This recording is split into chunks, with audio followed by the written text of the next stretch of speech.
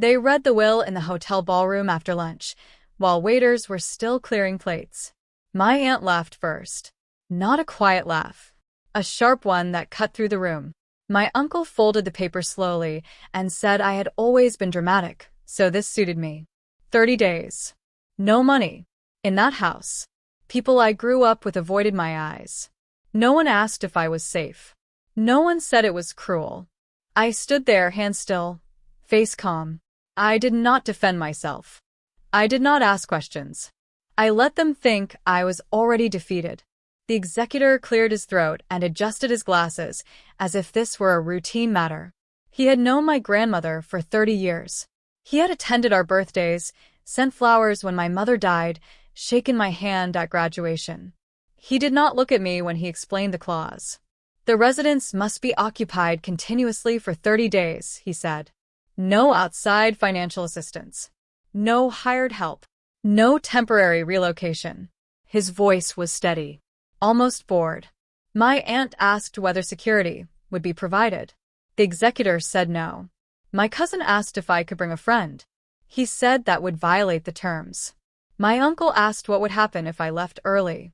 The estate transfers to the remaining heirs in equal shares, he replied. Equal shares. The phrase hung in the air like a prize already wrapped. The mansion sat on the edge of town, empty for years. Windows boarded. Gardens swallowed by weeds. I had visited it as a child when my grandmother still lived there. It had smelled like lemon polish and old paper. After she moved into assisted living, no one bothered to maintain it. They said it was too expensive. They said it was impractical. The executor said my grandmother had been very clear. She wanted to see resilience. He used that word carefully. No one asked what resilience meant. No one asked why it had to be me. I did not ask either. When the meeting ended, my relatives gathered near the coffee table, whispering. I walked past them.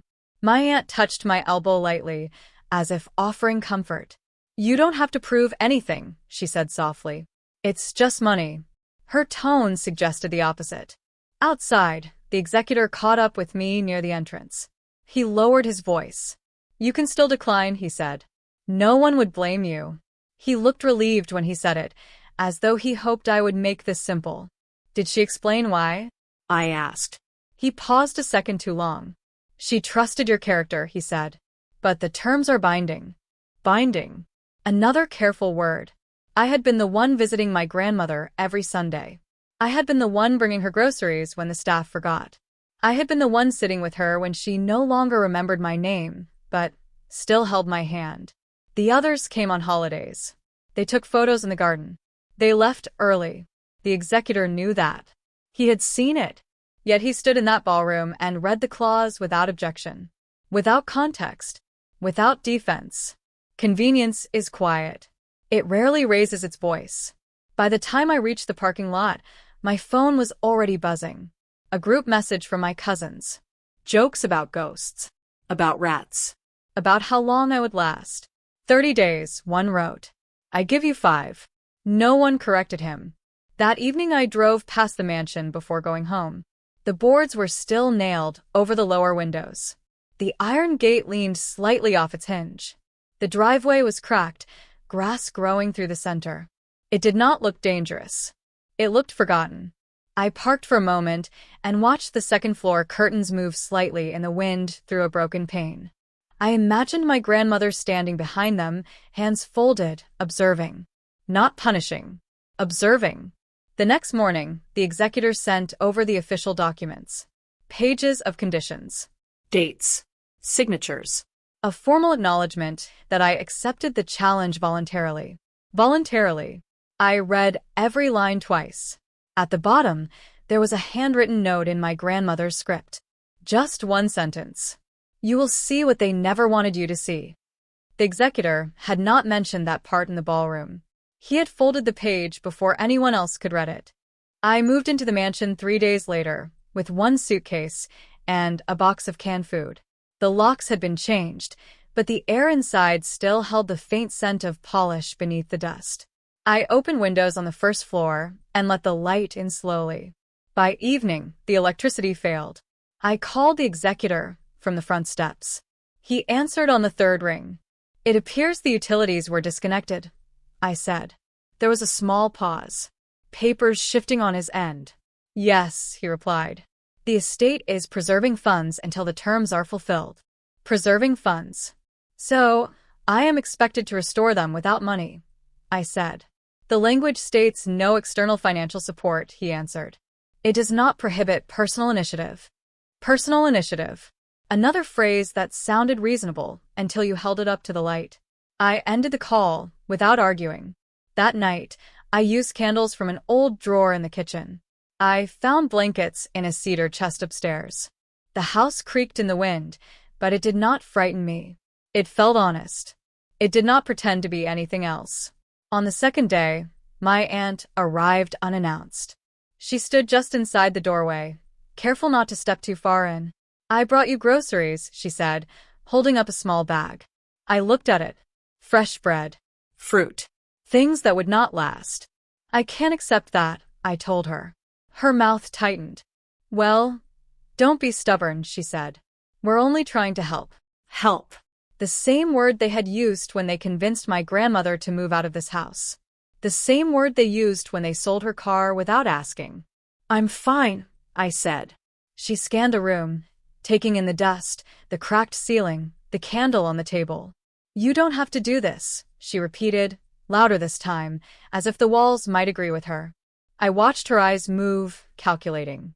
If I failed, the estate would divide evenly. If I succeeded, it would not. When she left, she did not look back. By the end of the first week, I understood something I had avoided for years. This was not about proving resilience. It was about confirming an assumption. They believed I would quit. Not because I was weak. Because I had always stepped aside. When my cousins argued over holiday dates, I adjusted my plans. When my uncle borrowed money and returned only half, I said nothing. When decisions were made without me, I accepted the summary later. I had been convenient. The mansion was cold at night. I wore 2 sweaters and slept in the library because it was the only room without a broken window. I rationed food carefully. I collected rainwater in buckets for washing. On the 9th day, I found a stack of unopened mail in a drawer near the study. Property tax notices. Repair estimates. Letters from the city warning about safety violations. All addressed to my grandmother. Stamped urgent. No one had responded. On the 10th day, a city inspector knocked on the front door. I had just finished sweeping broken glass from the hallway. Dust clung to my sleeves.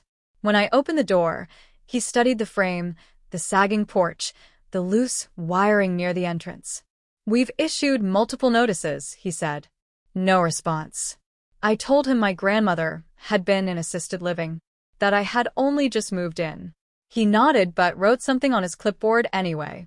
There's a lien pending for unpaid fines, he continued. If it's not resolved, the property could be seized. Seized. I felt the words settle into my chest, heavy and clear. Who was responsible before? I asked. He checked the file. My uncle's name appeared under property manager.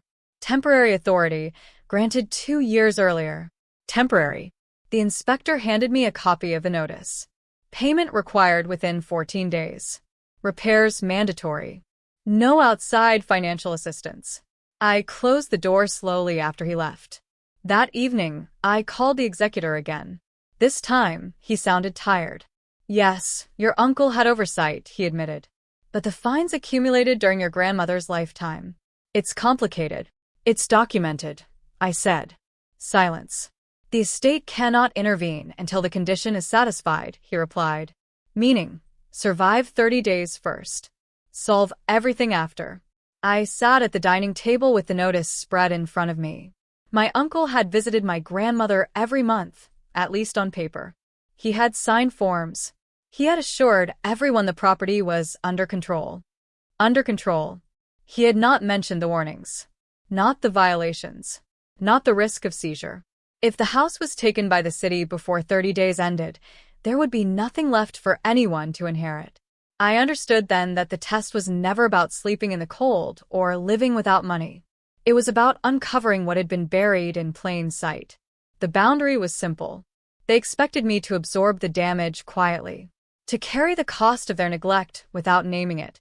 I folded the notice carefully and placed it inside my suitcase. For the first time, I stopped hoping they would correct themselves. I stopped expecting fairness.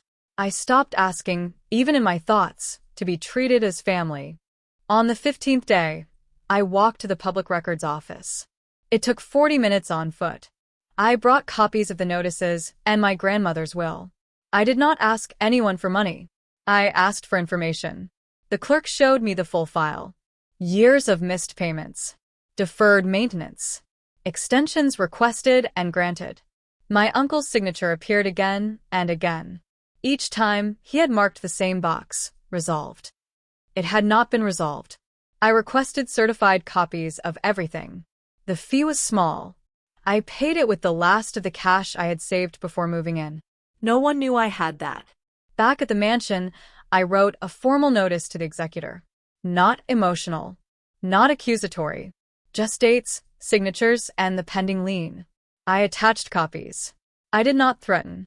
I did not argue. 3 days later, the executor arrived in person.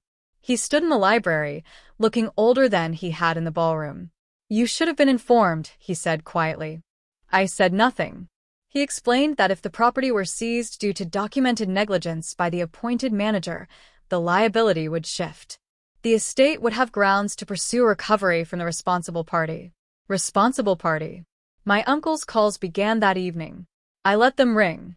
By the 22nd day, the fines were paid. Not by me. Emergency repairs were scheduled. Contractors arrived with permits in hand. The city inspector returned and removed the seizure notice. My relatives stopped joking in the group chat. On the 30th day, I packed my suitcase. The executor met me at the front gate with final documents. The estate transferred fully, as written.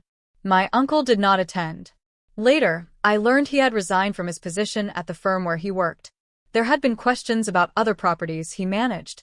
My aunt stopped hosting large gatherings. Invitations grew smaller. I did not speak about any of it. I sold the mansion that spring. Legally. Transparently.